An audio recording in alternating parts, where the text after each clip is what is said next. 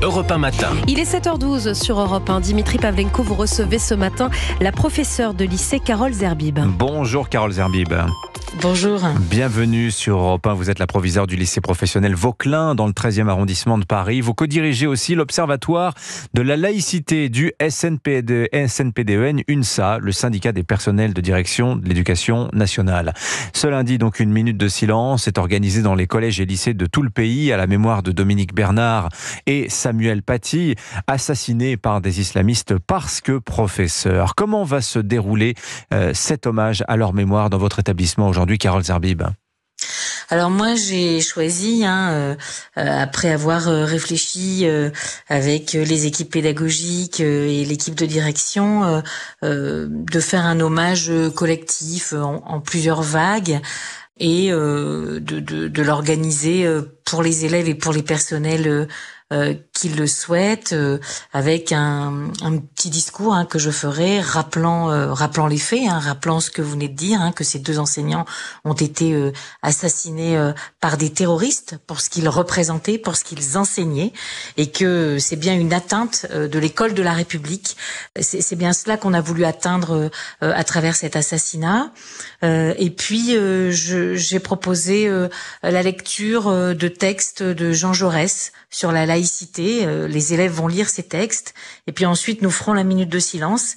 Et puis j'ai aussi choisi de diffuser une chanson de Barbara qui s'appelle Perlimpinpin. Voilà comment je vois cet hommage. Depuis quand vous avez prononcé le mot de laïcité, Carole Zerbib? Depuis quand, dans votre carrière de proviseur, la laïcité est-elle devenue un problème avec les élèves? Bien, c'est vrai qu'au cours de ma carrière, moi ça fait 25 ans que je suis dans l'éducation nationale. Il y a eu différentes époques. J'ai connu l'époque avant la loi de 2004 sur le port de tenue ostentatoire. Donc j'ai connu cette époque aussi où des élèves rentraient voilés dans les établissements scolaires. La loi de 2004 a permis de mettre un terme, à cela, en rappelant que les tenues religieuses ostentatoires étaient interdites. Et puis en 2011, vers 2011, j'ai connu aussi les premières abayas dans les établissements scolaires. Régulièrement en fait, on a eu à faire face à des tentatives, soit de contourner la loi, soit de ne pas la respecter. Oui, ça arrive de temps en temps. Et est-ce que vous avez eu affaire, vous personnellement, Carole Zerbib, à des situations de conflit d'ordre religieux? Oui, en 2011, dans un établissement de Seine-Saint-Denis, il y a des élèves qui sont arrivés un jour, plusieurs élèves qui sont arrivés en tenue religieuse, en abaya à l'époque, et on leur a rappelé la loi, et peu de temps après, alors elles avaient elles-mêmes reconnu que c'était une tenue religieuse, et 2 heures plus tard, il y a ce même imam qui a joué un rôle très important dans l'assassinat de Samuel Paty, qui s'est présenté dans l'établissement et qui a fait tout un esclandre et qui a ensuite agité les réseaux sociaux et la toile. Alors, je pense que notre chance était que, à l'époque, les réseaux sociaux étaient peut-être moins influents ou moins généralisés qu'aujourd'hui. Mais j'ai eu affaire à ce même monsieur, oui.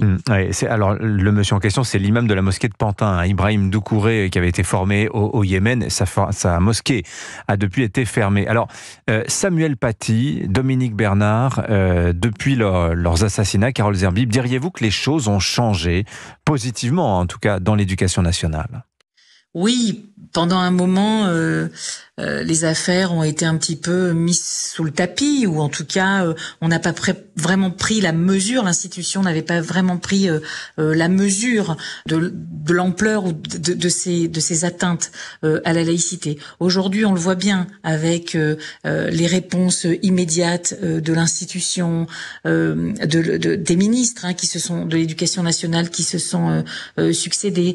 Mais il y a parfois des points d'achoppement. Vous voyez ce qui s'est passé à Tourcoing, ça nous est pas étranger, hein, cette volonté des élèves de pouvoir remettre leur voile dans les toilettes avant de quitter l'établissement, l'incompréhension aussi lors de certaines sorties scolaires où les élèves pensent que quand on va au théâtre le soir, on n'est plus sous statut scolaire et on peut remettre son voile.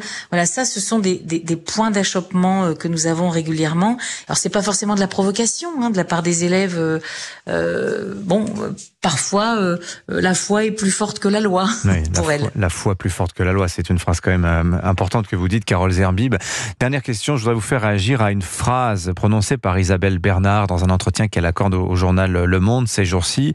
Elle dit qu'après la mort de Samuel Paty, elle et son mari avaient pris conscience de leur vulnérabilité d'enseignants et ils s'étaient dit qui sera le prochain parce qu'il y en aura un. Est-ce que c'est quelque chose que tous les profs se disent d'après vous, Carole Zerbib, en tout cas dans les profs que vous côtoyez?